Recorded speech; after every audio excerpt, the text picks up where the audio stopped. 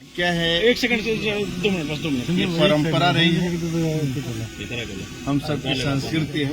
1 से 2 मिनट। जब भी खेती बाड़ी का समय आता है तो वरुण देवता से, ईश्वर से भी प्रार्थना करते हैं कि प्रभु बारिश ऐसा कर, किसी प्रकार का नुकसान न हो और हमारा खेत उपजाऊ हो, हमारे सिंचाई का साधन हो।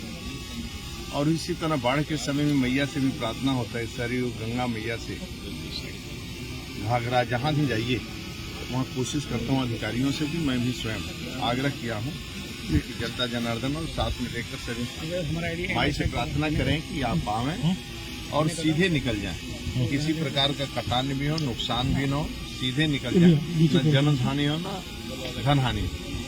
और इसके लिए जहाँ जहाँ ये लगता है कि गांव कटने वाला है, कठिन परिस्थितियों में है, तो ऐसे राज्य के अंदर बाढ़ को देखते हुए हम लोग, जो नेपाल और उत्तराखंड से बारिश आता है और भयंकर बारिश होने के कारण, नेपाल उत्तराखंड के कारण ये नदियों में उफान होता है, तूफान होता है एक तरह का। आप देखे होंगे इस बार भी, अब जुलाई के फर्स्ट वीक में कभी बाढ़ नहीं आता है, लेकिन उत्तराखंड और नेपाल में बारिश होने के कारण राप्ती और ये हमारी जितना बनमसा डैम था, ये सभी में 4 लाख क्यूसेक पानी हमें छोड़ना पड़ा, जिसके कारण राप्ती में भी 28,000 चल रहा था, एकाएक पानी लाखों में हुआ, क्यूसेक बहने लगा, जिसके कारण वहां फंसे हुए ऐसे 12 महिलाएं, बच्चे, पुरुष एक परिवार के पर्वत तोड़ने गए थे।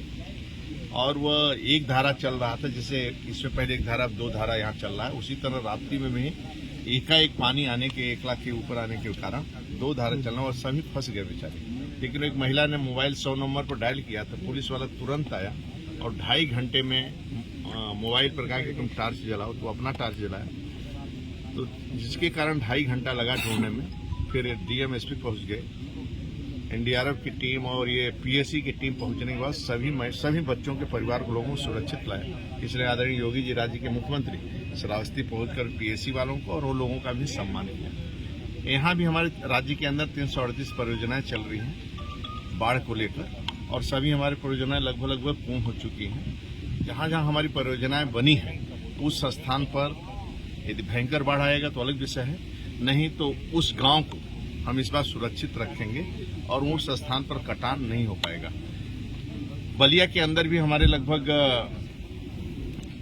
12 के आसपास परियोजना चल रही हैं, गंगा, सरयू और ये टोंस पर भी एक परियोजना है। वह सभी परियोजना हमारी लगभग कंप्लीट हो रही हैं और लगता है यहाँ आप भी देख रहे हैं इस परियोजनाओं को, जिसके कारण मैं इस गांव को, आसपास के जितने गांव हैं, जो आबादी हम बचा लेंगे, इसी कारण हम भी निकले हैं।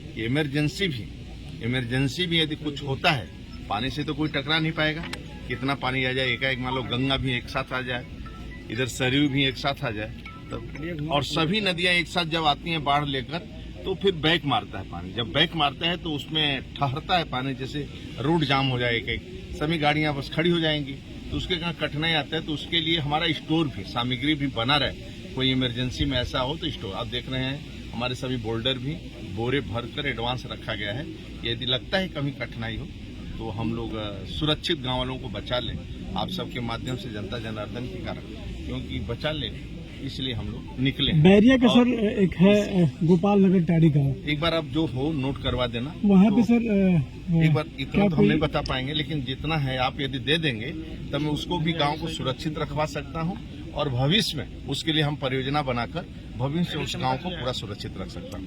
हमारे एक्सीएन है, यहाँ एसी चीफ भी हैं, लेवल 1 भी आए हैं, तो आपको लगता है तो ऐसा आप लिख कर दे देंगे तो मैं उसको भविष्य में उसको कर लूंगा। अब इमरजेंसी है तो उसको भी बता देंगे, तो इमरजेंसी भी कोई काम करना, गाँव किसी को बचाना है तो उसके इमरजेंसी के लिए क्या कर सकते हैं, उसके लिए भी परियोजना बना। सर, जहाँ खड़े हैं अभी सामने पुल जो दिख रहा है, 2016 से ये लंबित है, अभी तक आज तक नहीं बना, क्या कारण है?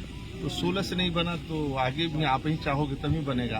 एक बार लेकिन इसकी परियोजना क्या है, इसका क्या बना है, मेरे नॉलेज में, जानकारी में नहीं, मेरे जानकारी में नहीं है। तो यह पीडब्ल्यूडी करवा रहा, कौन करवा रहा है? सेतु निगम।